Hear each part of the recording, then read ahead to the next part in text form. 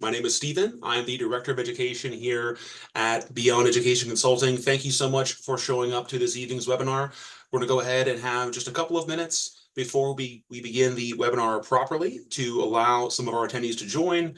I see more of them are still kind of coming in. So once more, hello to everyone this evening. Thank you so much for joining us as we discuss the quote unquote old ACT versus the new SAT, the sort of state of the exams. There's a lot going on right now, a lot of discussion about standardized testing and test preparation in general that we hope to kind of help you out with this evening. So I see as our attendees are still rolling in, we'll go ahead and kind of let them do that. In the meantime, let's go ahead and get our sort of presentation formally introduced.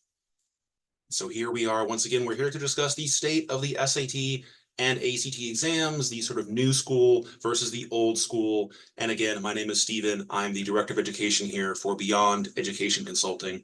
So let's go ahead and get right into it and talk a little bit about our sort of agenda for this evening. What do we need to know about the state of these tests? I've narrowed it down to just 5 questions for us to cover this evening. It will be a very extensive discussion. If you're able to stay the entire seminar, fantastic. If not, no worries. A recording of the seminar will be emailed to all of our attendees, and it will be available on all of our social media shortly. So to begin, number one, of course, how are the SAT and ACT exams different now that the SAT has had its overhaul? So in case you haven't heard, the SAT exam has been overhauled for this year. It is a fairly different exam than it has been in previous years. In fact, in the previous decade, it's made some very big changes, and we'll go ahead and talk through those. Question number 2, what preparation materials and approaches are there for either exam at this time? Of course, with the SAT having changed, can we use old materials? Do we need new materials? The ACT, of course, has been something of a similar sister exam, if you will, for some time. What kind of materials do we have available for that test for students who are wishing to pursue the ACT? We'll go ahead and cover all of that information. Number 3, how are colleges valuing or considering the tests? Naturally, when we have this kind of new information, this evolution of the SAT, we have to wonder, how are admissions officers considering this new exam? Do they see it any differently? Do they imagine that it is now somehow better, perhaps worse for admissions? So we'll go ahead and talk about that just a little bit. Question number 4, what will the new academic year or years look like for SAT and ACT testing? As far as where do we go from here? What can we anticipate for the remainder of this calendar year? And of course, the coming academic years as school resumes. What should we be looking out for, keeping on our radar, and just being generally aware of as our students move through their grade years? And finally, then question number 5, when should my student begin preparation for the SAT or ACT? And of course, how do we know which test is better, etc.? So we're going to go ahead and talk about all of this evening. And once more, if you're not able to stay for the entire seminar, I completely understand. We all have a lot going on these days, and it's a Friday. We're getting ready for the weekend. So with that said, let's go ahead and dive right on in. As a small notice, I see here we have a question. For anyone who has questions or concerns, questions and answers, I will go ahead and, of course, include some answers here at the end of the seminar as a small aside. So keep those questions handy. Once again, if you're not able to stay, I will provide answers, and we'll go ahead and follow up with a link to the recorded seminar, again, with those answers to your questions a little bit later on. So again, question number 1, how have these exams changed? How are they now different from each other after the SAT's overhaul? So I present to you then the SAT versus the ACT. In our blue corner, the SAT exam. Once more, it has been overhauled in North America as of March. Now, some of you may recall the SAT was overhauled back in 2016 as well. So it's not something that is totally new for the College Board to do. They have done this previously, whereas the ACT here in our red corner has been roughly the same for the last decade. So we have not seen any significant changes to the ACT in more than 10 years. So we can take that possibly as a vote of confidence from the ACT organization. They feel like they know what they're doing. This is going to be, in the last 10 years, the second SAT overhaul. So we'll have to go ahead and take that for what it is. The College Board, of course, thinks that they are making their test better. I'm not necessarily disagreeing. But again, there have been 2 overhauls in the last roughly 10 years now. And well, the ACT is kind of going strong, just doing what it's doing. Let's talk a little bit more about how these are different. The SAT now is an adaptive digital exam. So the test for the SAT from the College Board is performed or done by students entirely through a screen, whether it be a laptop or a tablet. It is some computer equipment that the student provides now. It is no longer a paper and pencil exam. It is also adaptive, and we will, in other seminars and other videos, break down a little bit more of what it means to be adaptive. But the point is, the test changes depending on student performance. So I'll go ahead and just keep it short for now, but it changes depending upon student performance. And that's something that the ACT, by contrast, currently does not do. The ACT is currently a non-adaptive, and it has never been an adaptive exam otherwise, but it's also a hard copy test, meaning it's still the same paper and pencil that most of us are probably familiar with. Most of us, when we were students, including myself, we took paper and pencil exams. The ACT currently is still exactly that. A Scantron sheet, we have everything printed and provided for us. So that is, I would say, a major dichotomy, a major kind of difference between these two tests. And I say it's a major difference because certainly our students these days are more familiar with screens, or at least they're more familiar maybe than we were when we were students. But does that necessarily make it a good thing that their exams are on screens? Time will have to tell. And again, we'll talk more a little bit about what the future may hold down the line. But for now, we do have this very significant schism between the exams. One is on a computer screen, one is not. Moving on. The SAT is now shorter overall. So we're talking only about 2 hours. So students, of course, are very happy about this. The ACT, by contrast, is about 3 hours in length. So we are talking about a fairly significant time difference. And when it comes to taking the exam, we have to imagine that students, if they are faced with 2 hours of needing to be focused, needing to be motivated, needing to be shifting gears and kind of anticipating changes in content, 2 hours is going to be a little bit easier to pull off than 3 hours. So in terms of which test might be a little bit easier, we probably have to go ahead and give it to the SAT just on that metric alone. And we're not talking about content just yet. We'll get to that. But again, a shorter exam arguably would be easier for a student to take. We're not saying it's better. We're just saying it would arguably be a little bit easier. There is also a slower pace on the SAT. So one of the things to consider is how much time do students have per question? And the SAT has historically been a slower exam, and it is still a slower exam. So you have about a minute to a minute and a half per question on the SAT exam. On the ACT, it is fairly rapid. We very often consider this exam to be what we call a marathon sprint. It really is a very, very fast exam. Not the fastest that we've come across. Strangely enough, there are some entrance exams for high school that are quite a bit faster, but in this case, the ACT is the quicker mover. And yet at the same time, it's also the longer test. So imagine that we have a longer overall time frame to focus, but we have less time per question to kind of be working things out. So again, the ACT, just in terms of its delivery across time, is in most cases a little bit more challenging for students. As far as the content goes, both tests are going to contain reading, writing, and math. Now, if you look to the right in the red corner here, the science section is one of the major elements that separates the ACT from the SAT. But science, as I note there in the second bullet point, is a misnomer. Science is not going to be a section reliant on students' knowledge of chemistry or biology or physics. It really has very little to do, frankly, with the academic book knowledge that a student receives in school. Instead, it is much more about data analysis. How do we interpret charts, tables, graphs? And certainly those things are presented through the lens of science, meaning that they are presented to students as scientific data, discoveries made during experiments and so forth. But students don't need to know any of the science that's being discussed. They just have to follow the variables and the trends and the relationships that are ultimately built upon those things. So once more, science as a section title is kind of a misnomer. It's not really accurate to call it science if we're looking for what kind of skill set is being applied, because again, scientific knowledge is not it. On the ACT as well, the reading passages are longer. We're talking about several paragraphs, something that we would consider a completed essay or a completed study of some kind. So the ACT likes to present information in its reading passages and English passages in a fairly long form kind of format. The SAT, by consideration, or by comparison rather, is much shorter in its presentation. Just short paragraphs are typically what we see right now in the SAT. Students have to answer questions based on just about a paragraph's worth of information or so. Whereas again, the ACT uses things that are much longer in their presentation. There is no analogous ACT science section on the SAT. There's no content in there we can really look at for the SAT exam and say, this matches neatly with the ACT test. So again, they are very different in that regard now as well. And lastly, I would state that there is a depth of math knowledge required for the SAT as opposed to a breadth of math knowledge required for the ACT. And what I mean by that is for the ACT exam, students are generally expected to approach it much like they would work in school in their math classes.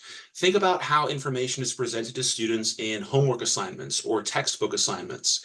It is laid out very plainly, and students are expected to have the necessary formulas or follow the necessary mathematical processes to arrive at an answer. It's, again, something very familiar to them, something they do all the time. That would just require a breadth of knowledge to do well with that kind of test. You need to know a little bit about a lot of things. And that's, again, very much like what they're doing in most of their math classes in school. The SAT, on the other hand, does not present questions like this. Questions on the SAT, for the most part, do not resemble what we find in math textbooks in school. It departs from math class content fairly significantly. And so where students on the ACT really just need to know what's in their math textbooks, students on the SAT really have to have a solid understanding, a deeper grasp, if you will, of the content that they're seeing in their math classes. It's not to say that math students who are exceptional in school are not going to do well with the SAT, but they're probably going to find it, again, to be a very different experience. Whereas if you take exceptional math students to the ACT, they're probably going to go ahead and look at the content and feel very, very comfortable. So those are some of the major differences right now that we're seeing between these exams. The last point to consider is that right now on the ACT, there is no significant vocabulary element. On the SAT, vocabulary has been brought back with the overhaul, with the new version of this test, and frankly, it's a potentially significant obstacle. And when I'm talking about vocabulary, I mean exactly that, the knowledge of the definitions of language in English. It is, in other words, the case where if students do not know certain words, their scores may suffer within the reading and writing sections of the SAT. The ACT does not challenge students in this way. The ACT, for the most part, does not make students or not require students to have a significant vocabulary to do well with the exam. So right now, what we're finding in a lot of cases, as far as where students may be getting kind of caught up, where their scores may be kind of stymied and held back from increasing, on the SAT, it is in many cases actually the vocabulary, just a lack of knowledge, as many schools do not normally focus on vocabulary. Certainly most high schools don't. The ACT, where students are mostly getting tied up, isn't even really a content issue. It's in fact just the pacing of it. As I mentioned earlier, it's a longer exam, it's a faster exam, and so in many cases, students just get worn out, at least initially. And with practice, they develop a sort of stamina that allows them to kind of deal with that marathon sprint that I called the ACT earlier. So with that said, these are the major breakdowns between the exams. Let's go ahead and keep on moving and consider a slightly different question. Which test may favor students with learning differences? This is something that I wanted to kind of sneak in here as a small addendum to our conversation tonight. Obviously, many of our parents and families may have students with challenges when it comes to their learning that they have dealt with in specific ways in school. And the question then becomes, well, which exam may be a better test for students who are struggling with some challenges in terms of their education? With that said, in general, we recommend the SAT. The major reasons that we recommend this are, one, the slower pacing overall. Now, of course, many students with learning differences do also receive some kind of accommodations. And if that's the case, often extra time is one of those accommodations. This goes especially well with the SAT again, though, because it's already a sort of slower, shorter exam. Students feel much more comfortable with it. The ACT, even though it is nice to have extra time, it kind of takes the edge off the pacing that I described earlier. It actually makes that 3-hour time investment into roughly 4.5 or even closer to 5 hours. So on the one hand, the extra time is nice, but when you kind of balloon up the ACT's total time, most students really just have a hard time staying focused regardless of challenges across almost 5 hours. So again, the ACT kind of loses on this in most cases.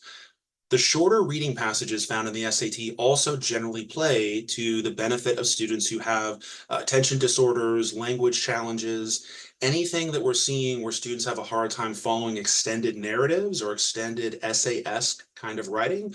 Well, the SAT just requires roughly a paragraph or so to be understood before the student is then ready to take on answering a question. So because of that, having shorter reading passages once more usually plays to students' benefit. And finally, there are less sort of table, chart, or graph questions overall on the SAT. So for students with dysgraphia or those who just feel it's very difficult for them to kind of understand relationships between variables or otherwise kind of keep up with how information is changing, again, we find the SAT is going to be a little bit of a better bet. Before I leave off the slide, I want to go ahead and stress this is an in general analysis. We really should do some kind of diagnostic testing. We really should do some kind of practical investigation before this is taken as any kind of gospel, because on the flip side, the SAT, as I mentioned, is also an entirely digital exam. And many students with learning challenges and differences actually do a bit better when they have hard copy content in front of them.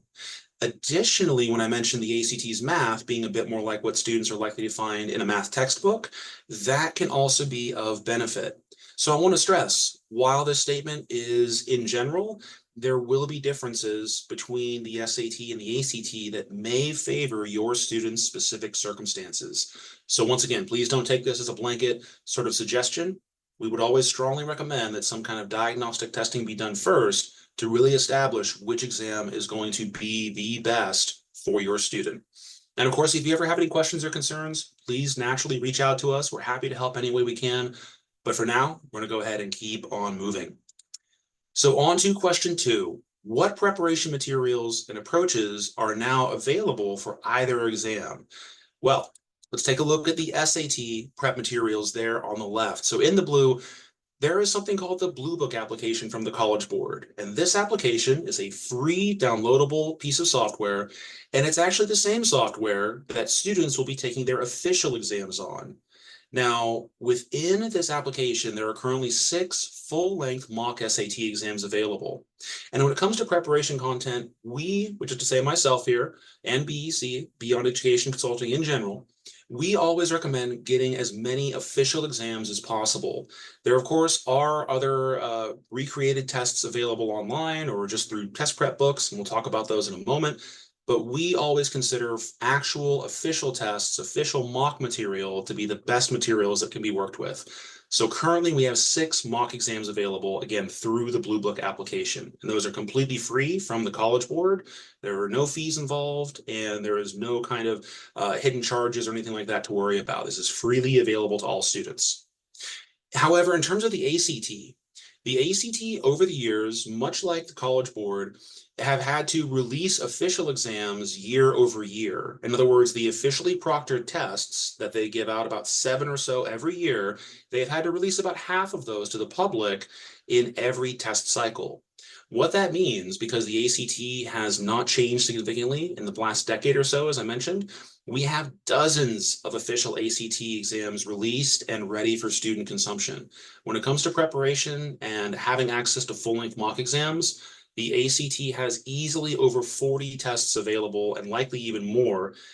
We actually haven't even found them all because there's already so many. Most students don't need 40 exams, but I guarantee there are more available out there because once again, the ACT has been around for some time and really has not significantly changed in that time. With the 2024 overhaul of the SAT, we are waiting on the College Board to continue releasing exams and giving us more material to work with, but for now, it's just the 6. Continuing on, we can consider as well free resources like Khan Academy. So there on the left, we see Khan Academy, and many of you may have heard about this, but Khan Academy and the College Board have actually been working together for some time, even going well before back to the overhaul of the SAT. Khan Academy, kind of like the Blue Book application, is completely free and open to students. They have been a nonprofit working in the educational support sector for some time, and they work directly with the College Board in order to provide digital SAT preparation. And as far as the ACT is concerned, they work with some for-profit companies, but there is nothing like Khan Academy in terms of equivalent support. And Khan Academy can be somewhat helpful, but ultimately there's nothing formally set up on the Khan Academy for ACT preparation. Now, I do want to go ahead and make a couple of quick notes here, some fine print, if you will. The Khan Academy working with the College Board is a little bit of a double-edged sword. On the one hand, it's great that we have access to a company, an education company like Khan Academy, that is trying to help students get ready for the SAT. On the other hand, Khan Academy is kind of beholden to the College Board now because of this relationship, meaning when students begin to look through the solutions from Khan Academy, when students begin to try to understand the approaches that Khan Academy recommends for certain problem types on the SAT, students may find that the approaches Khan Academy recommends are not as efficient as they could be. And again, this is because Khan Academy can't really give away all the secrets to the test. Once more, they are beholden to the College Board. They are business partners, quite frankly. So what this means is that while the Khan Academy is not a bad resource, it's also not always the best and can frankly sometimes turn students in directions that will kind of slow them down a little bit if they're not looking out for other opportunities, other ways of approaching certain problems. So again, Khan Academy, nothing inherently wrong with it, but it's not the best that it could be in terms of resources.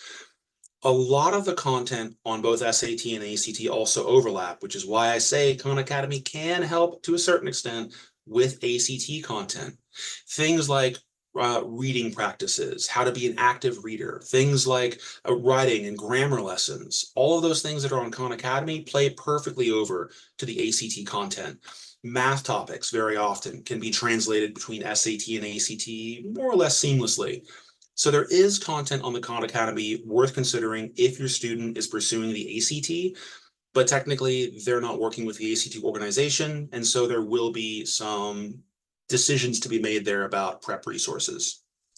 Now, additionally, of course, we do have test prep books. And for the SAT, I mentioned here vocabulary builders. Again, vocabulary, depending upon your student's goal score, can be more or less of a concern. And I would stress that the vocabulary builders themselves, at least those that are currently available, are kind of hit or miss. The vocabulary tank, if you will, the sort of pool from which the SAT is drawing words, is multiple thousands of words strong. English, frankly, is just a very big language, and many of the words are very unfamiliar, sometimes even to people like myself who've been working with these tests for more than a decade. So the fact is that vocabulary builders are great for kind of hedging our bets, but there is no be all end all of vocabulary work that we can do to perfectly nail down what the SAT expects of us. Additionally, the test prep books that are available for the SAT are new for this year. And we're still talking about a test that is freshly overhauled, still kind of figuring itself out, if you will. The College Board is still kind of updating and working with data they're getting from officially proctored SATs to kind of refine the exam. So we're expecting this year's test prep books to be not bad, but likely refined and edited significantly for the next year once everyone knows a little bit more about the exam. Meanwhile, the ACT has dozens of prep books. Again, as I probably keep saying too much at this point, it's been the same test for a long time, which means it's very, very well understood. Test prep books have been honed to a pretty fine point, and really there's been nothing new to say for at least the last 5 years. So again, in terms of preparation materials that are just widely available or easily accessible, ACT is, I think, going to go ahead and take this one as maybe the better exam to be preparing for. And lastly, of course, tutoring and coaching. This is something that have naturally been around for some time, but I do want to go ahead and stress here for the SAT, these are maybe more valuable than they might have ever been. For an overhauled exam like this, we need ears to the ground. We need people figuring out what's the next update, what's the next tweak the College Board is going to make on a newly formed exam like the current SAT. So as information becomes available, tutors and coaches like ourselves, of course, are able to immediately act on it and actually help our students to anticipate what's coming up in their test month. The ACT, of course, tutoring and coaching are fantastic as well, except of course there's fewer updates. There's a little bit less to know about the test, which is to say that we also maybe do a bit of a better job sometimes with it. Either way, there's a lot to be said for having sort of a mentor or someone helping you through all the different resources you could be using and navigating the sort of test prep cycles that your student may end up going through. So with that said, that's a pretty, I think, solid breakdown of the preparation opportunities we have for either exam. Let's go ahead and keep on moving. Question number 3, how are colleges valuing or considering the tests at this time? Once again, we have a whole new SAT, so has it really changed the field at all in terms of admissions? Should we be looking at the SAT as if admissions officers are concerned by it or have kind of serious issues with it? The answer is so far no. There's really no meaningful difference between the exams for college admissions. This was true of the SAT and the ACT before the overhaul in 2016. It was true after the overhaul in 2016, and it's true again now in 2024. The fact is that most admissions officers can't separate or be biased toward one test or another at this point. Students from all across the country are applying to colleges all across the country and sometimes around the world. So the attempt at kind of separating the SAT and the ACT and really playing a game of, well, one test is better for one school and another test is better for another school, it's not something that anyone can reasonably do at this point. And so at this time, both exams are totally the same. The major differences in content or the sections of the test are also not a factor as far as anyone's concerned. I've had students and parents ask this and say, well, the ACT is a science section and my student wants to be an engineer or a scientist. Shouldn't that speak better to his or her skills when it comes to admissions or what they want to pursue as far as their major goes? Again, the science section, as I said, is more of a data analysis section, so not really. When it comes to opportunities to demonstrate scientific knowledge or background or passion, that really still comes through in application essays. That is more about the who you are, what you want to pursue, and why a certain college is the perfect fit for you in terms of their program or their professors or something else that they offer in regard to your major. The tests are not really here to do that. They're not there to sell you as the perfect scientist or the perfect engineer. So we really shouldn't try to think of them that way. And certainly admissions officers don't. Schools, again, are generally unconcerned as well with how many times a student is going to take either exam. So once more, there's been a concern from students and parents. Can I take the SAT 3 times, 4 times, more? Does it matter if I take the SAT and the ACT? What if I take one test twice and the other test 3 times? Is that going to be any concern? Once more, the answer is generally no. Most of the time, it shouldn't take that many attempts. Just to be clear, if there's a need for 4 or 5 SATs, we're usually doing something incorrectly, or maybe we should get some help on it. But in the case of admissions, they're not really worried about how many times a student is going to take the exam. And in most cases, they won't even know, and they certainly won't think to ask. Again, the tests are not here to kind of catch students out in terms of their lack of knowledge in a very meaningful sense, like across the science section, or a sort of lack of ability when it comes to how many times they've taken the test or something like this. They're just there to provide a standardized playing field for students so that they can be more easily, more comfortably compared to one another and then sorted into those that would be a good fit in terms of the rigor at a given institution and those that maybe are not quite ready for that level of rigor, that level of need when it comes to academic ability. And again, that's really all these things are doing. Having test scores, I would say, is really the biggest, maybe bottom line that we want to take away here. Whether it's the SAT or the ACT, having a score to provide an admissions officer, provided your college is accepting them, right? We're looking at test optional schools, or as we'll talk about in a moment, test required schools. Having a test score is really ultimately the best thing we can do when it comes to SAT or ACT for admissions. As far as what to be concerned about, just having a number, having an exceptional or hopefully competitive kind of number to work with on your admissions application, that is, I would say, one of the best things to hang on to. What we find is that students who do have test scores available for admissions officers generally have better admissions outcomes when compared with similar students who do not have test scores. So again, this age of test optional, this age of, well, do I really have to worry about the SAT and the ACT? Does it really matter? We're kind of moving into an absolutely yes, it does. Much like we had prior to COVID, prior to lockdowns, and frankly, prior to the whole test optional experiment, if you will, which many schools are finding is maybe something they want to go ahead and remove themselves from. What constitutes a good score? So I get this question a lot from students as well, and of course, parents. What is a good score? Well, it depends entirely on your college targets. every college is going to have a sort of different pool of students, if you will, a different collection of competitors all looking to have a seat in next year's freshman class. So what is a good score? It's whatever score that makes you competitive. A great thing that I tell students, a very helpful thing that I tell students and families is go ahead and Google 75th percentile SAT or ACT score for a college of your choice, be it USC or UWash or University of Texas, really anywhere. This information is freely available online, and we can figure out fairly quickly what is going to put you into the top tier of student applicants for that given school.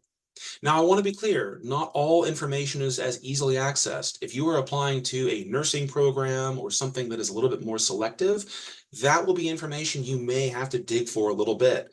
But my point again is that when it comes to what is a good score, we can usually figure this out in conversation with you or through some sort of other interaction. We can help you determine what a good score happens to be for your targeted colleges. And so, again, let us know if you see this seminar, if you have questions, reach out. We're more than happy to give you some sense of what you should be shooting for. Many families follow up with a bit of a question afterwards and say, well, why shouldn't I just go for a perfect score? Why not go for a 1600 on the SAT or a 36 on the ACT? Wouldn't that just make the most sense? And the answer is certainly a higher score is never a problem. But I think one thing we want to consider is the return on the investment of your students' time and energy.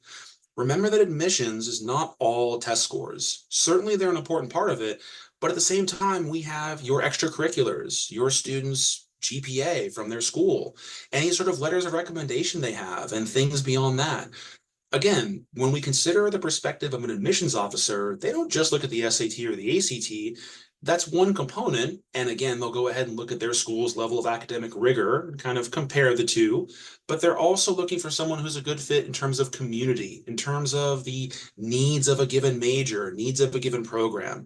So there's a lot more that makes up a student than just the test. And again, a good score is something that makes you competitive, but you don't want to sort of sacrifice everything else you might be doing with that time and energy, trying to bump up your score by another 20, 30 points, maybe another point or two on the ACT. Sometimes you want to commit to an internship. Sometimes you want to commit to a camp or some other experience that you can then live through, learn from, and ultimately express on application essays. So again, always be considering what is a good score, but also how soon can I go ahead and get that score and move on to other aspects of my application. And finally, we want to go ahead and mention again that many schools, many colleges have this year and in likely academic years to come begun requiring SAT and ACT scores. So as far as the perception of either exam, they're not separating between the two. They're not preferring one or the other, but they are saying that you should be coming to them with one or the other. So whether it's SAT or ACT, we are again anticipating that more schools will be requiring these tests in the future, and we'll go ahead and alert you as soon as we know that more have. With that said, let's go ahead and move on. Question number 4. What will the new academic years look like for SAT and ACT testing? In other words, what can we anticipate in the future? Well, out of the gate for the SAT, we can expect greater test certainty and familiarity. That's going to mean more confidence in preparation. Once again, the new SAT was released to everyone as of March of this year. And while international students and some other folks had been privy to the kind of changes in the SAT in 2023, North America, as far as we're concerned as of 2024, this was the real rollout.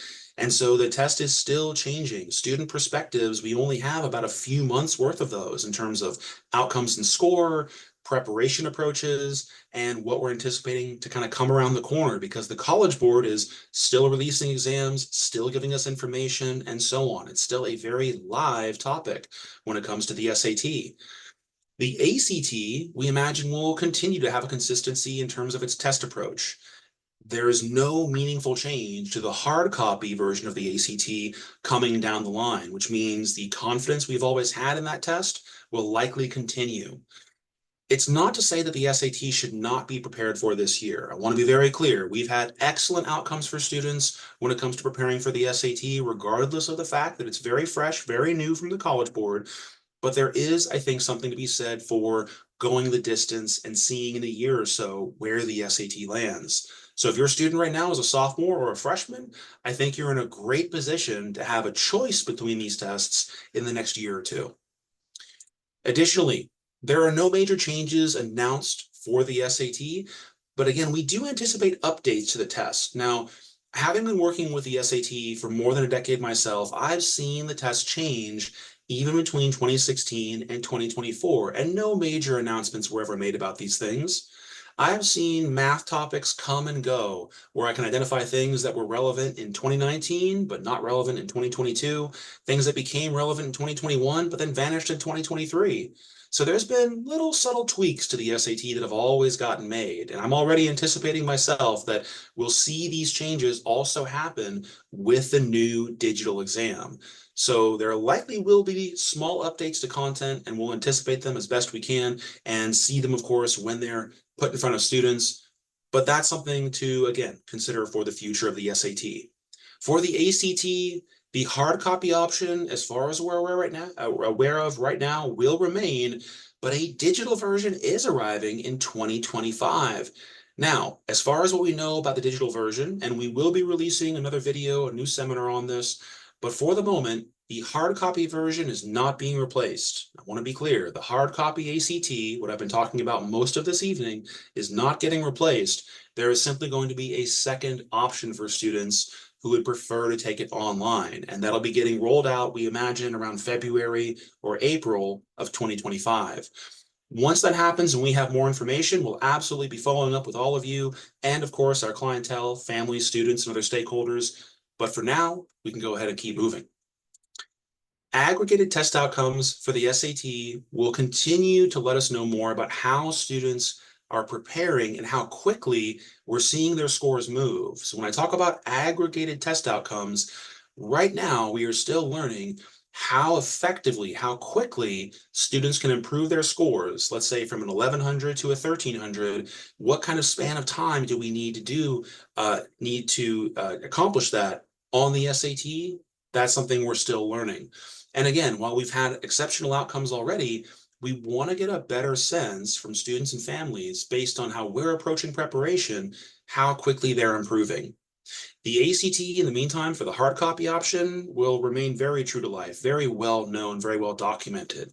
And what this means is greater predictability for students who are starting at a certain score on the ACT and would like to progress to a higher score. We'll know based on the numbers what kind of time investment we're looking at for the student and the family, and that's a very helpful thing when it comes to plotting test prep plans.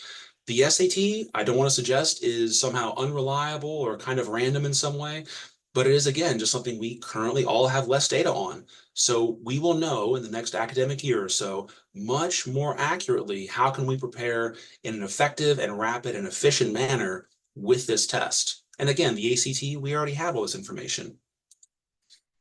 The vocabulary items that, of course, I've circled around a couple times on the SAT this evening, they could remain a bulwark against student progress into higher tiers of scoring. And I want to be clear, we get students who are looking for all kinds of scores, but a lot of times those who are looking for a 1500 or higher, vocabulary seems to be the one gamble that they can have a little bit of difficulty with.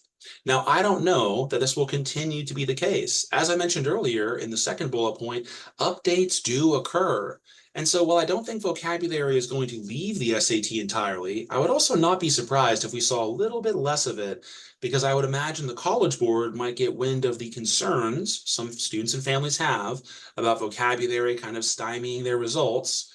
And we'll see what kind of response there is, if any. But again, vocabulary items could continue to be a concern for the SAT, or they may kind of ebb just a bit.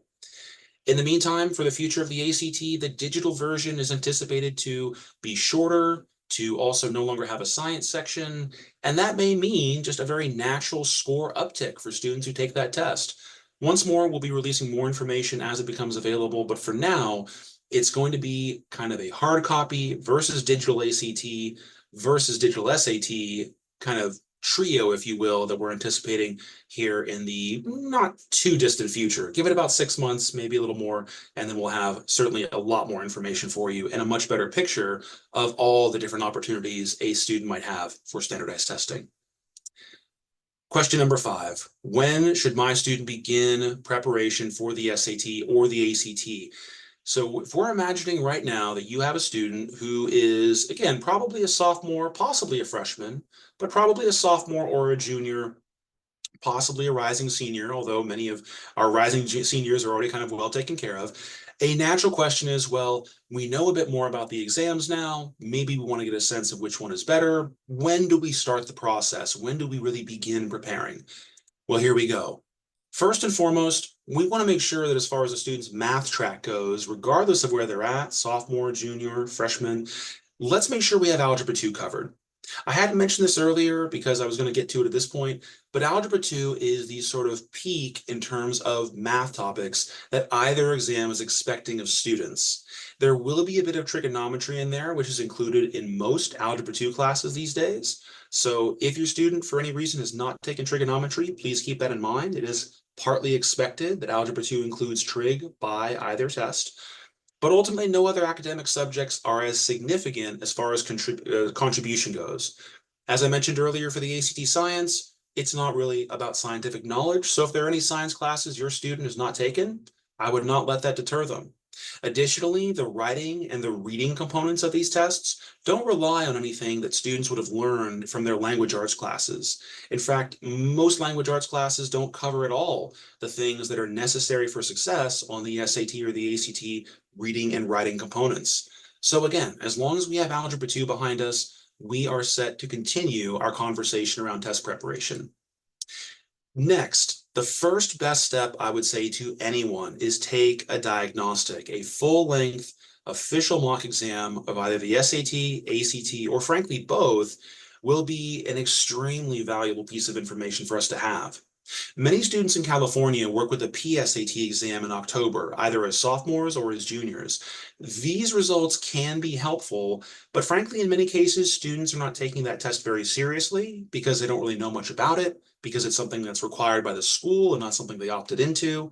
And so for what it's worth, if the PSAT is something that a student did, but didn't really put their heart and soul into, let's maybe consider another diagnostic exam for some fresher data, for some better data, and then something we can go ahead and really have a serious conversation about. Consider not just the scores that a student produces, however. Consider also the qualitative feel of the tests. Many students talk about the pacing of the SAT or the ACT. Many students have a different experience of what we call headspace, meaning their levels of mental energy, their ability to remain focused across a variety of sections and topics. And of course, their level of jitteriness, nerves, are very, very common to experience on these exams. So it's ultimately the case that we want to be concerned with is a student's maybe test anxiety being exacerbated in some way by one of these exams, or is it maybe being relieved in some way, or sorry, relieved in some way by one of these exams? If the SATs being a bit slower is helpful, then that can be a fantastic piece of information. We can work with that. If the ACTs being a bit faster makes things more challenging, again, we can talk about that as well. I wouldn't let any single qualitative piece of information completely disqualify one test or another, but we want to look at the numbers, we want to talk about it with the student, and we ultimately want to get as best a sense as we can of which test will be the stronger and ultimately better outcome for the student and their college admissions. Now, moving on. As far as a time frame goes, I strongly recommend 8 to 12 weeks be left open for test preparation in most cases. Now, this is anticipating or assuming a few different things. When it comes to test preparation, most students are meeting weekly with instructors, or they're allowing themselves to commit maybe a few hours every week to test preparation. Again, whether they're working with someone directly or working on their own, anywhere from 1 to 5 hours a week is a pretty normal time investment. Certainly students can do more, but I want to stress that these are things that do take time. The SAT and the ACT, as I've said multiple times, do not track very well with what happens in schools right now. So we can't expect students to simply throw themselves into test prep and push and push and push like they might in a classroom and then get a good outcome. These tests simply just don't work that way. So again, 8 to 12 weeks as far as a window, I would say is a good kind of time frame to work with. And make sure that you're registering for official exams as early and as confidently as you can, meaning I have many students and families who currently are signed up for as many as 4 SATs because they wanted to make sure they had ample opportunity. They probably won't take all those tests and they're willing to kind of eat the testing fees. The point is that they knew they were going to have to kind of pick and choose, and they didn't want to be faced with any serious, difficult challenges, difficult choices down the line. So they went ahead and kind of grabbed them all up. I don't think you need to register for 4 exams, to be clear, but I do want to make sure that we're thinking seriously about this because the earlier you register, the more likely the logistics of getting to a testing center won't be that bad. In other words, we don't want to have a 4 hour drive ahead of ourselves to get to an SAT because the day of the test is already stressful enough. Adding a 4 hour drive, 5 hour drive, or something more to it is probably only going to stress your student out a little bit more than maybe we'd want to. So register early if at all possible, but also try to register confidently, meaning you know you have the opportunity to prepare for the exam and ultimately do as well as you think your student can. Additionally, leave room after your first official exam for the second. I mentioned earlier that colleges don't really care about how many times a student takes these exams, but it is very much recommended by myself and really everyone in the space that a student have at least 2 opportunities to take either the SAT or the ACT, again, possibly both. But the bottom line is that we shouldn't look at one test month as, if it's our first test, as the finish line. We want to anticipate what the next one will look like and be ready to prepare for that in a similar fashion. I don't mean to suggest that our time frame of 8 to 12 weeks should be expended out to 16 to 24. We're not talking about that much time being needed for a full 2 sittings to occur. But we do want to think maybe if we're taking the December SAT, that we should target March as well. If we're taking the October or December ACT, then probably the February as well. And so we always want to be looking at not just one test target, but likely 2, so that student has had a chance to really acclimate to what the atmosphere of that first sitting is like. Remember, these are very stressful exams for almost all students. Whether they show it or not, they feel very strongly about these tests because they want to do well. They know that it's important for their admissions process. So ultimately, when they first walk into that testing center, that school, and they see the other students, they see everyone running around, the energy's in the air, and that first time they experience that, it can be a little overwhelming. It's not going to be like how they've been taking their full-length mock exams. So that first experience they have can often be jarred a little bit, can be kind of thrown into a little bit of question because once more their headspace is being impacted. The second time they take the test, they know what they're in for. They've kind of done this dance a few times. And so ultimately we find students do better on their second go round as opposed to their first. So again, leave room for the afterward if you can. And finally, most students, again, are taking this around their junior year of high school, but I want to stress that exceptions can apply, and we really want to help anyone who needs it to plan around their students' specific circumstances. If you know that your student's junior year is going to be extremely busy with AP exams and AP classes, meaning they're going to be doing a lot of extra studying and working a lot after school and homework and things like that, during junior year may not be a great time to add on test preparation.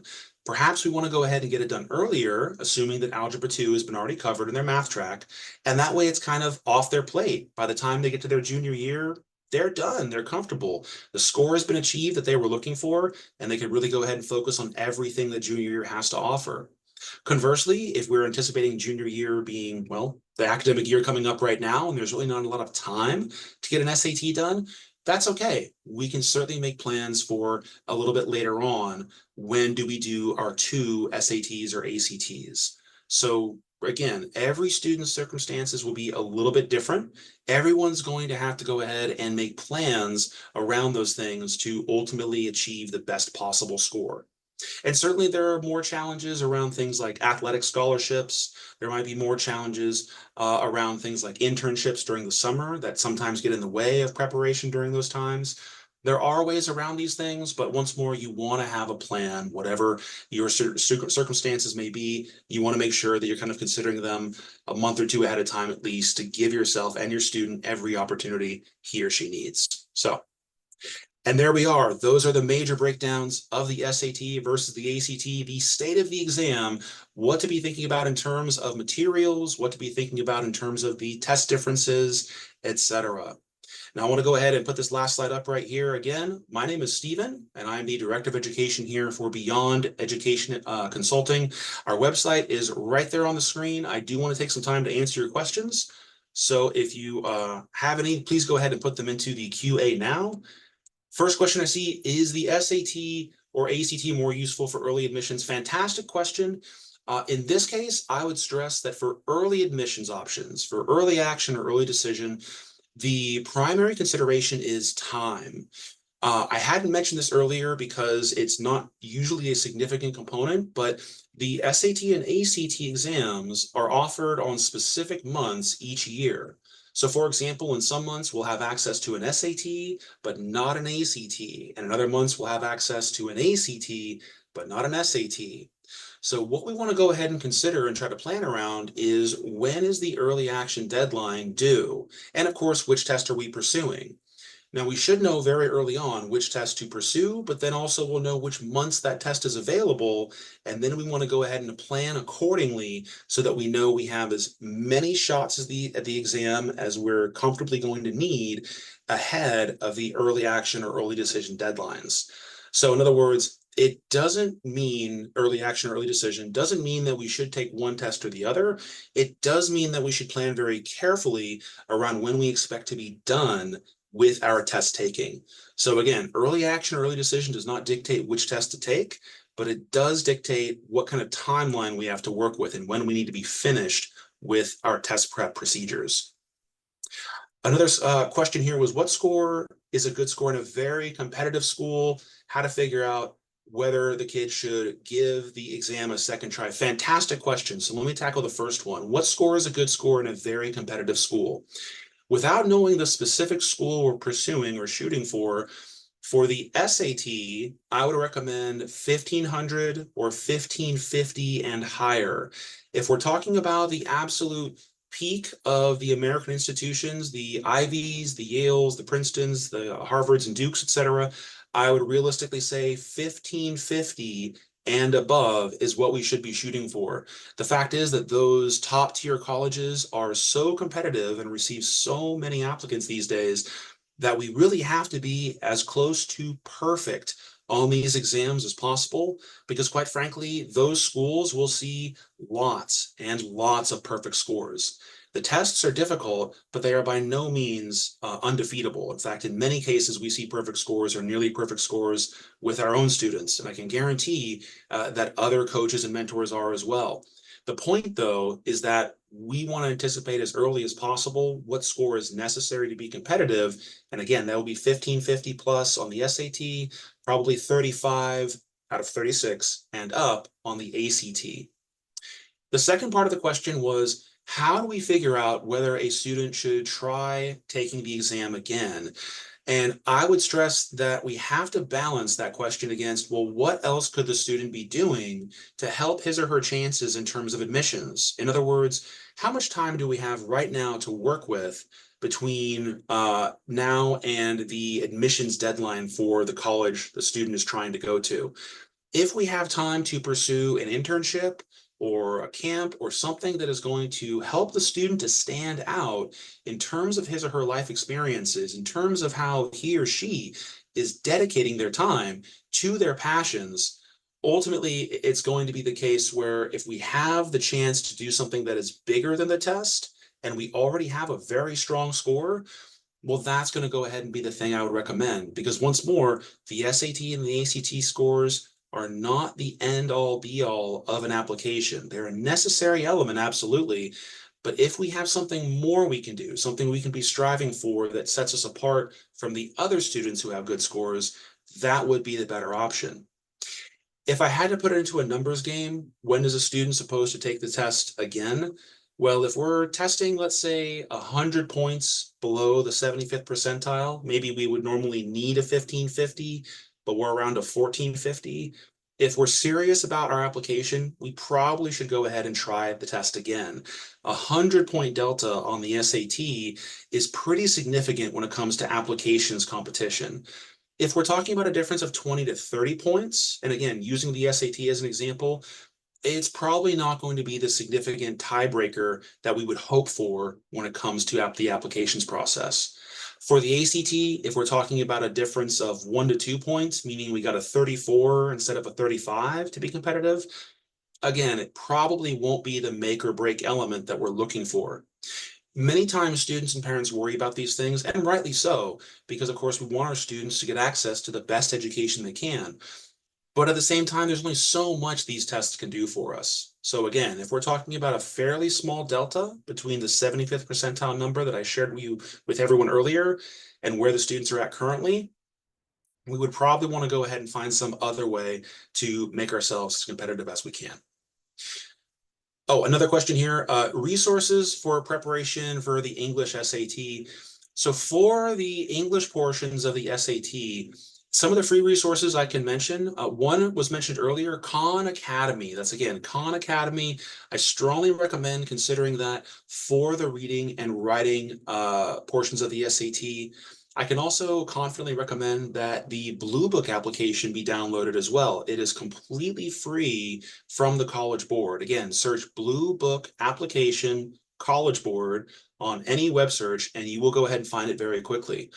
Within the Blue Book application, there are again those free full-length mock exams direct from the College Board. Students are able to take those tests, which include, of course, the reading and writing components. And then once they are done with those exams, scores are automatically generated that demonstrate or show rather where a student is struggling. Now, it's the case where because the Khan Academy organization is working with the College Board, based on a student's performance, Khan Academy will also be available with recommended lessons and work that a student can go ahead and do so that they are preparing in most cases as best as they can. Once more, I want to stress that every student will learn a little bit differently, and Khan Academy, while I can confidently recommend it as a resource, it will approach things in a very one-size-fits-all kind of manner. If your student struggles with vocabulary or grammar or more specific, more nuanced issues, then Khan Academy might be good, but it may not be great. So while I can confidently say that it is a good place to start, it may not be the only solution that we need. Once more, though, I think with the Blue Book application and Khan Academy, those are really good places to start. Beyond that, because the test, the SAT, is so new, there's not really any other resources I can recommend confidently just now because, frankly, everyone has had too little experience with the test to be any better than Khan Academy and the test. Again, aside from coaching, I want to be clear, coaching and mentoring, I think will always be the best sort of support that you can possibly receive.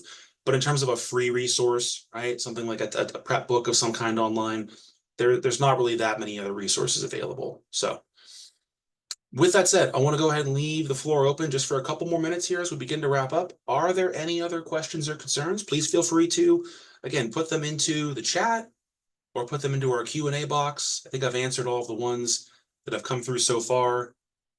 Are there any remaining questions out there? I'll go ahead and give everyone just a minute or two to get them into the Q&A box or get them into the webinar chat. Hopefully I've addressed many of your concerns this evening.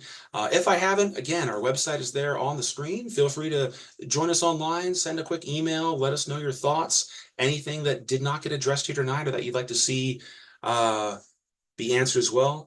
Fantastic. Here's another great question. How do we choose a test prep company? In other words, how do we go ahead and sort through all of the many options? Well, I would say there's a few different ways. Number one is pedigree. Who or what kind of experience do the people that are working at any given company have with the exam? I myself have been working with the SAT and the ACT for about 12 years now. So if nothing else, you would want to pursue work with someone in the company, therefore, that has been seeing the changes over time, not just the big overhauls, but also some of the more nuanced elements as well. I would say additionally, is this a company that is going to be providing proprietary lessons?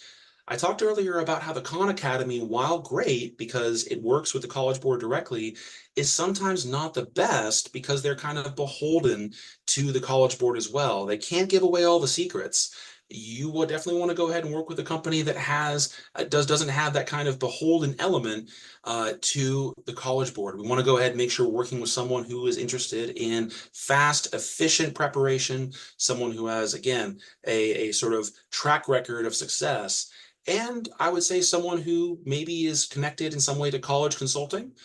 College consulting is, of course, the other arm of this entire conversation, the other element we have to balance things against, because the SAT and the ACT don't exist in a vacuum for, purposes on their own. They're going to go ahead and go hand in hand with college admissions. So working with an organization that does college consulting and hopefully some test preparation, in my experience, is the best, because you're dealing with both sides of the same coin at the same time. So you're not kind of bouncing back and forth and figuring out how do we kind of get the deadlines managed and how do we get the sort of score that's necessary for my schools figured out and things like that. To move on here, a question about, will the recording be available later for the session? Yes, absolutely. We will go ahead and have this recording sent to everyone who registered for this seminar. So if you're just joining a little bit later, or you feel like you want to review something, the recording will be made available to everyone who submitted a registration form for this webinar. Absolutely. You'll be getting that video fairly shortly this evening. Another great question here. Do we offer in-person or online only classes? So for Beyond Education Consulting, we offer both. We are lucky enough to work with students, frankly, worldwide. We've had students in Taiwan, Australia, Canada, parts of South America. We do college consulting, test preparation, academic support.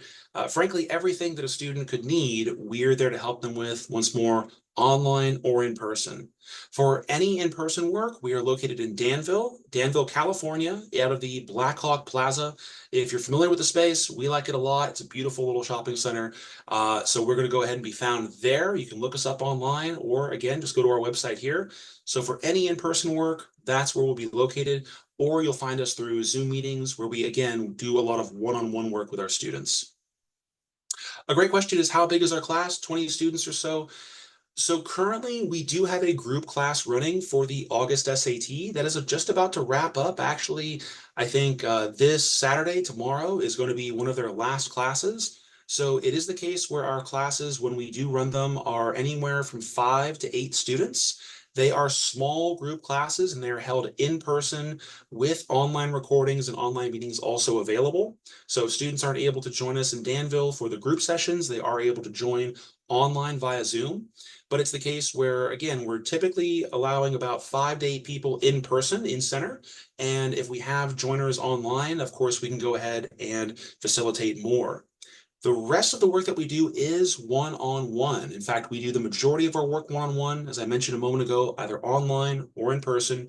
One-on-one, in my experience, really is one of the best approaches for test preparation, because every student's challenges will be a little bit different. And past a certain point in scoring, those challenges really do need to be addressed on a one-to-one basis. Again, if we're looking for a score that is 1500, 1550, or 34, 35 on the ACT, again, a student's challenges just become that much more nuanced, that much more specific. And so it really takes face-to-face with an instructor to kind of overcome some hurdles that they may be facing. Another question here, on average, how much can we improve our student scores?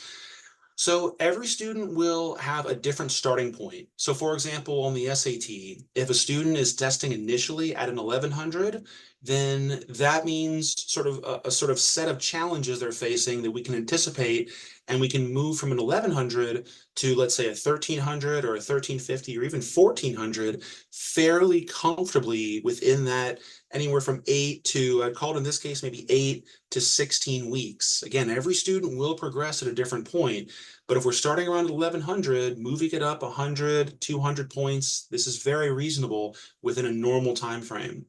When it comes to a student who is scoring at 1450 or 1500, again, they're already a very advanced student. So that will take a little bit of work, because they're doing so much correctly already with the exam that we have to go ahead and kind of dig very deep and figure out what specific tricks, what specific strategies, what specific content elements are kind of still getting them turned around. And that can take a little bit of time. It's a little bit more difficult, quite frankly, but it is something we can do, again, typically in 8 to 12 weeks. So as far as on average, how much do we improve student grades? our student scores. It'll depend a little bit on where we start.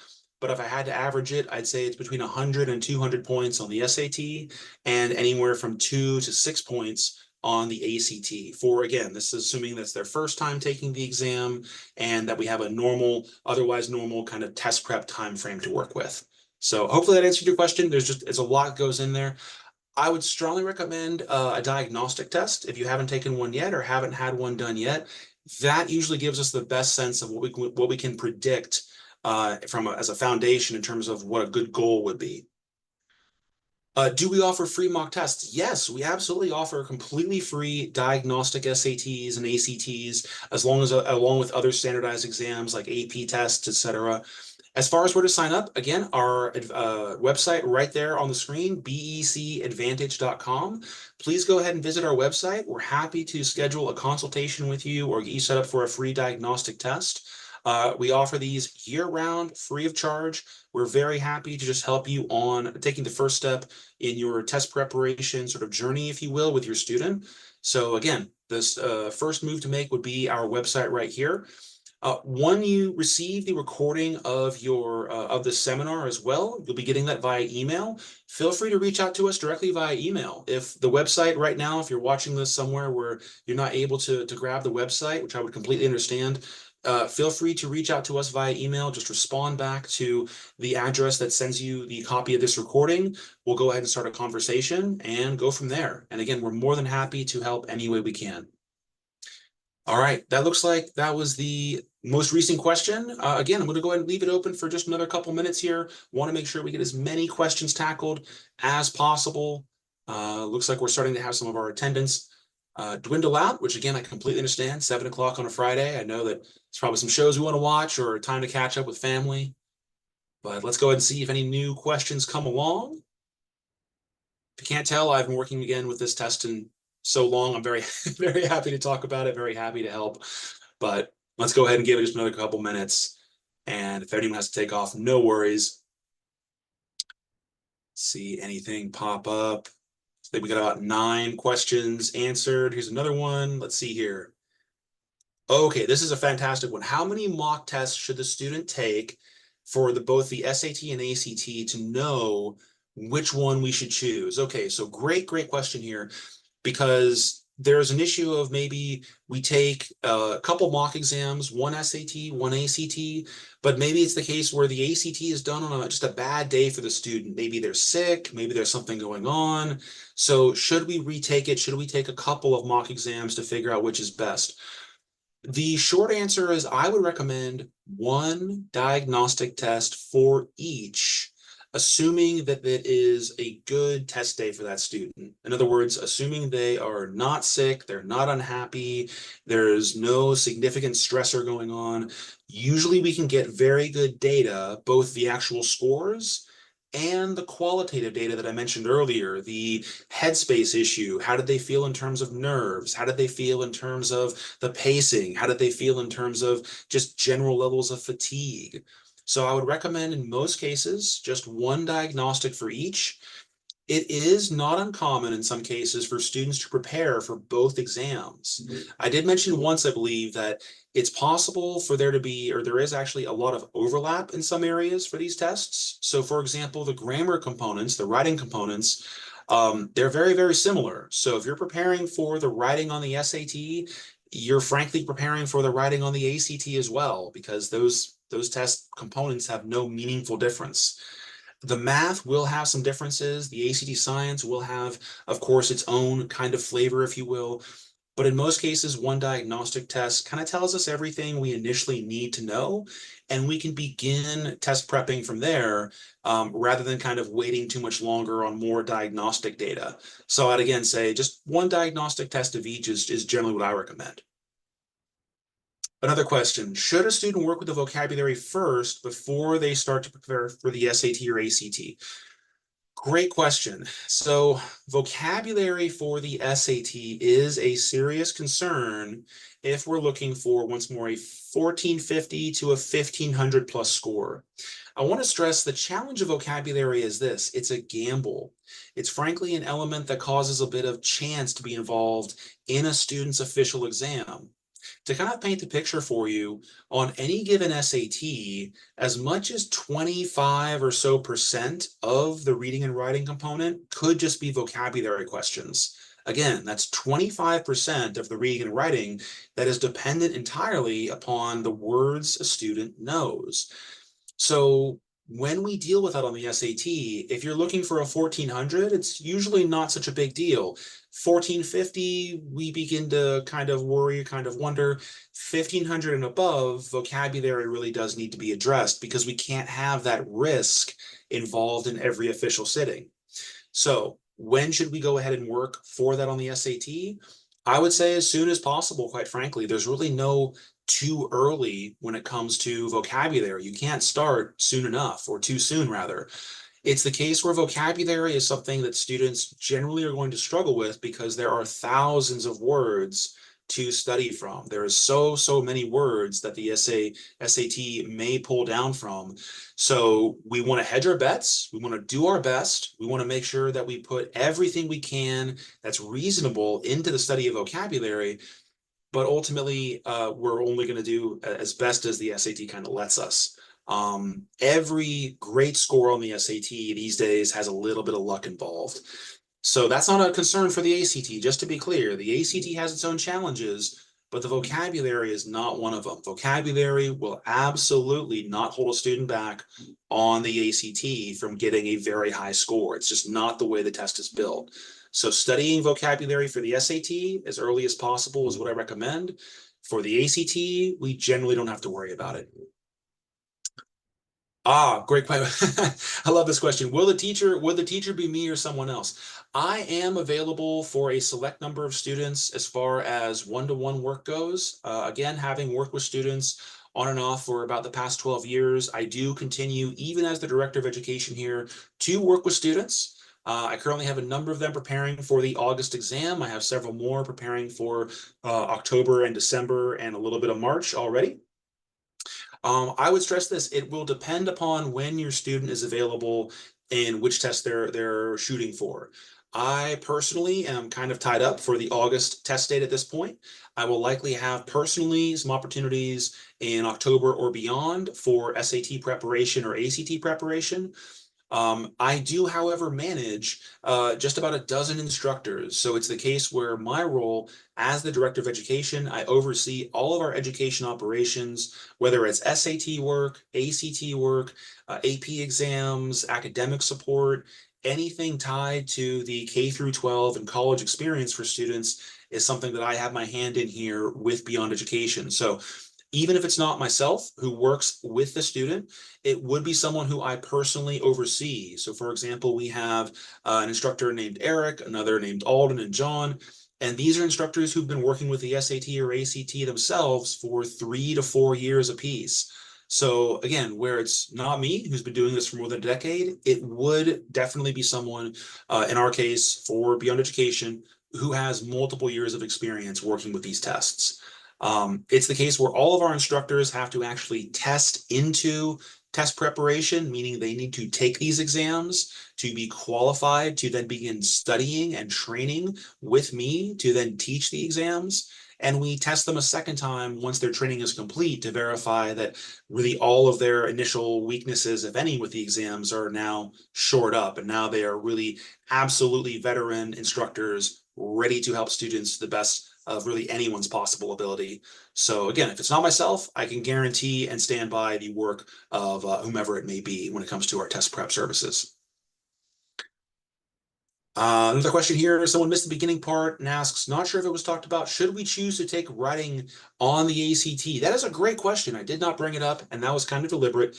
So for anyone who is wondering about this question, the ACT does still offer an optional writing portion, an optional essay portion. For the majority of cases, and I want to be clear, the majority, I can't speak to all because there are some exceptions, but they're very few. For the majority of cases, probably everyone that I'm speaking to this evening and everyone I've spoken to in the last 3-4 years or so, the writing portion is not necessary. It is not necessary. It does not serve a purpose for college admissions. College admissions are not concerned with it. The essays and writings that colleges are concerned with are going to be those locked into the admissions essays.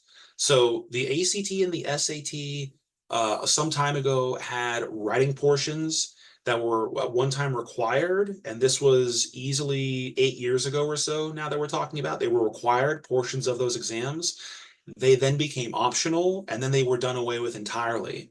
For example, the SAT, as it exists today, has no writing portion, none. It's not going to be something that you have to worry about. As far as what's again required by college admissions, it doesn't exist.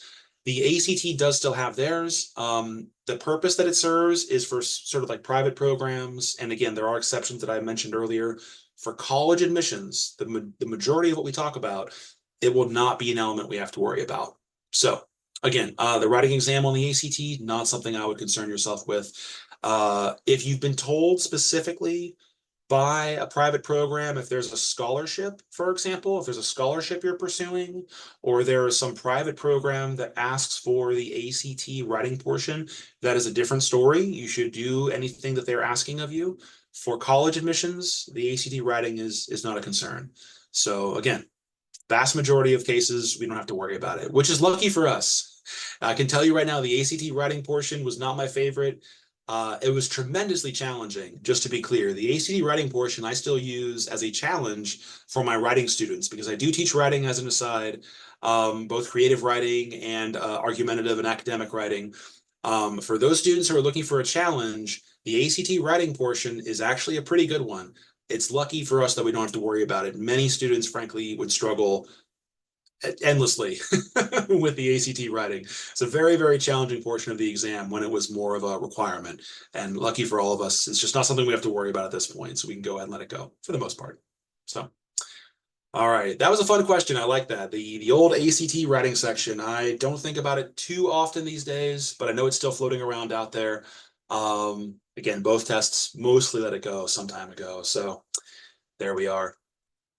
Let's see, another question here. Do the SAT, does the SAT and the SSAT have a correlation? Meaning if one took the SSAT before, can we use the SSAT score to predict the SAT score? Great question. I actually get this one a lot. The SSAT and the SAT, although they sound similar, of course, are not related exams, not directly. The SSAT test and the SAT test are compiled and composed and owned by two different organizations. So there's no direct relationship. The tie between them in the acronym, talking about the scholastic and academic and the S words, A words, and of course the T for test, it's just happenstance, just circumstance. So they're, even though they sound similar and they look similar, and sometimes we think, well, there's the PSAT too. So now we have SSAT and PSAT and SAT. They're all fairly different exams. SAT and PSAT do have a direct link. SSAT is not going to be directly related to the SAT.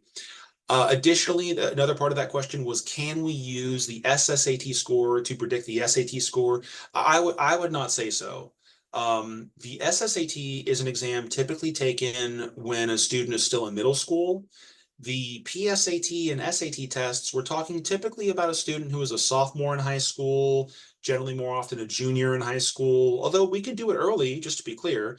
But the difference is in learning maturity, in their ability as a student to really kind of perceive and grasp and interact with the questions on the test. So when I talked earlier in the seminar about the math component of the SAT, I talked about how a depth of knowledge was required, which is to say you have to demonstrate as a student a real command of your knowledge of mathematics. You can't just be textbook smart. You really have to go beyond what's typically in a textbook. The SSAT is meant for students who are not ready to do this. This is meant for students who are, again, coming from middle school, transitioning typically into high school. And in most cases, it can be used for, of course, as you may know, earlier schools, earlier grades as well. But in most cases, students are just not that mature yet. They have not been tasked with demonstrating a depth of understanding or a depth of learning. So they're just not as mature, not as ready. And so the content on the SSAT is not presented in a way that would really come close to mimicking the content on the SAT. Again, they're not dissimilar in that, of course, both are standardized exams, both are multiple choice tests, of course. So I think the experience of taking an SSAT if a student's younger, I think the experience is one that could be beneficial because they're going to be a little bit more used to time sections, multiple choice questions, things like that we see on the SAT. So I would say it's helpful, but I would not suggest that one can predict the other. I wouldn't go that far. There's just too much time that passes between when a student is normally taking those tests to really say that we're dealing with the same student. Students mature a great deal in a couple years, typically when we see them between the SSAT and the SAT. So fantastic question though. If anyone else has students who have experience with ISEE or HSPT or any of those other high school admissions exams, the experience, as I said, is probably useful. It's probably helpful in some way, but we can't use it to predict outcomes for the SAT. Again, great question. Let's see here. Only speaking for the English, if someone waits until the end of grade 11, can we say that he or she has finished grade 11's English studies so that they can get a better score on SAT or ACT English than when they were in grade 9 or 10? Great question. So the question, if I'm understanding it, is does it make sense, or can we anticipate a student who is wrapping up their language arts as a junior, in other words, in grade 11, can we look at that student and suggest that they are going to get a better score on the SAT or be more prepared for the SAT or ACT in the reading and writing portion compared with a student who is just finishing grades 9 or 10, meaning their freshman or their sophomore year? So in other words, can we see maybe the reading and writing performance on the SAT improve as a student graduates, their high school grades? Fantastic question. The short answer is maybe. The long answer is probably not. And I wish I could give you better answers. Let me try to explain. So in school, when students are going through the high school language arts curriculum, typically they are focusing on concepts of critical reading and critical thinking. And it goes a little bit like this. Most students are tasked with reading a novel or a play or a short story, and then looking at what we call literary devices. These are things like theme and symbolism, motif, personification. These are the tools that a writer uses to then deliver larger messages within their stories. So if we imagine, for example, Shakespeare's Romeo and Juliet, when a student reads this play, they're not asked about Romeo and Juliet and specifics about what they do or what they say necessarily. They're asked about what the sort of narrative touches on, themes of authority over love, themes of the star-crossed lovers and fate. These are very big ideas, very high-minded ideas, but they're also kind of above the text on the page. They're kind of existing outside of Romeo and Juliet. These are the things that students are tasked with concerning themselves with. These are the things that students have to get good at discussing. Now, that is very, very different than what happens on the SAT. On the SAT, they're not focused on symbolism or personification. They're not focused at all on literary devices. They're focused on specific facts and details present within the writing that students can then look at and draw conclusions, specific very logical conclusions from. In other words, in school, students are thinking about what is beyond the text. What are the bigger ideas? On the SAT, students are tasked with specifically existing inside the story, inside what they're told. And again, that's a very different exercise. Most students are not prepared by grade 9 or grade 10 or grade 11 to do that exactly. It's not that they can't, it's just that no one's teaching them to. So again, would I say that a freshman is going to be worse on the reading and writing than a junior? Not usually by much, to be honest. The major difference is that a junior, someone who is 2 years ahead of the freshman, has maybe seen more content. Maybe they're familiar with a wider array of topics. But being familiar with a topic doesn't necessarily mean you know enough to answer questions about it on the SAT. It just means you've maybe seen it once or twice before. I can tell you that I have students who do very well in language arts as juniors, and they're still stumped by content that they see in the SAT, because sometimes the SAT content comes from the 1850s. Sometimes the SAT content it takes the form of a poem. And that's something that a lot of students don't do a whole lot of in school, quite frankly. Most poetry units in school are very short-lived and not very well liked by students. So when they see it on the SAT, they don't really know how to deal with it. Whether they're a freshman, a sophomore, or a junior, they're all kind of stumped. So it's the case where, again, do we think that a junior is going to do significantly better? There may be some performance jumps, but in most cases, I wouldn't say it's a real significant jump. So again, probably not. Maybe it's a little bit difficult to tell. I would say this. Let me answer the question one more way for you. If your student is someone who likes to read outside of school, that I would say is a bigger predictor. A freshman student who loves to read outside of school, if your student always has their nose in a book and they love reading, they digest all kinds of novels, that freshman student who has that tendency of reading is probably going to blow the junior out of the water on their SAT, because again, they are used to being just sinking into language, sinking into story content in a way that gives them a huge advantage, because most other students go through the motions, they do the things they need to do in school, but they're not necessarily engaged by the text. Romeo and Juliet, the example that I used earlier, most students can't stand it. It's just very difficult for them to understand. And I understand that. I appreciate that. But again, a junior, because of how English is taught in most schools, probably won't have a huge advantage as opposed to a freshman. The student who reads outside of school, the student who loves literature, that's the one who will have an advantage. That's the one that they're ready to go. They're going to knock out the SAT probably very easily. So there you go. I apologize if that was long-winded. I talk a lot. As you can tell, it's my job. It's what I do. But hopefully I answered your question. Let me know, of course, if you have more. All right, we still have some participants. Thank you everyone for sticking with me this evening. Everyone's staying quite, 7:30 on a Friday. Glad we all have, time to spare.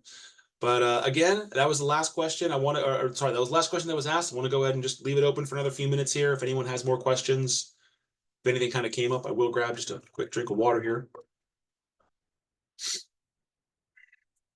There we are. Any remaining questions or concerns for the SAT and the ACT? It's been very good. Let me see if there's anything I can read again. Anything else I can address here? Well, I'll say once again, beyond education consulting, nobody necessarily asked, but if you're not familiar with us, I will just add again, we have been working with students for several years now for college consulting, and now the past few years, since I sort of come on as the director of education, we are now handling all things academic as well. So again, we consider ourselves an elite one-stop shop for your students' needs. If you are looking for mentorship, help with internships, naturally, again, college consulting and admissions planning. If your student is in middle school, elementary school, high school, even college, we definitely have services that we can go ahead and offer. It's the case where you can check us out online, on Yelp, on Google reviews. I'm very happy to say that we are a 5-star company across the board.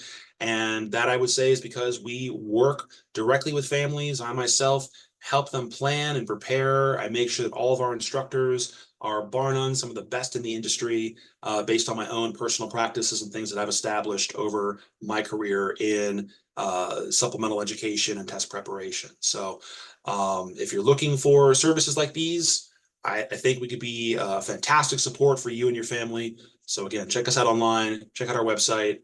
I stand by everything that we do here. So, if you're not familiar, very happy to meet you. Hope we get a chance to work together. All right. So it's just about 7:30 here. So I'm going to go ahead and say that I think it looks like all the questions have stopped. We're going to go ahead and kind of wrap up here. Once more, if you do think of anything later on, anything you feel was missed or you'd like to hear again, the seminar recording will get released a little bit later on. We're going to go ahead and make sure everyone receives an email notification regarding that. So if you do have any questions, you can reach out to us via email. Check us out on our website. But otherwise, I want to say that I hope everyone has a fantastic evening. Thank you so much for joining me. Again, my name is Stephen Horban. And I wish everybody here a good evening. Thank you and have a fantastic weekend.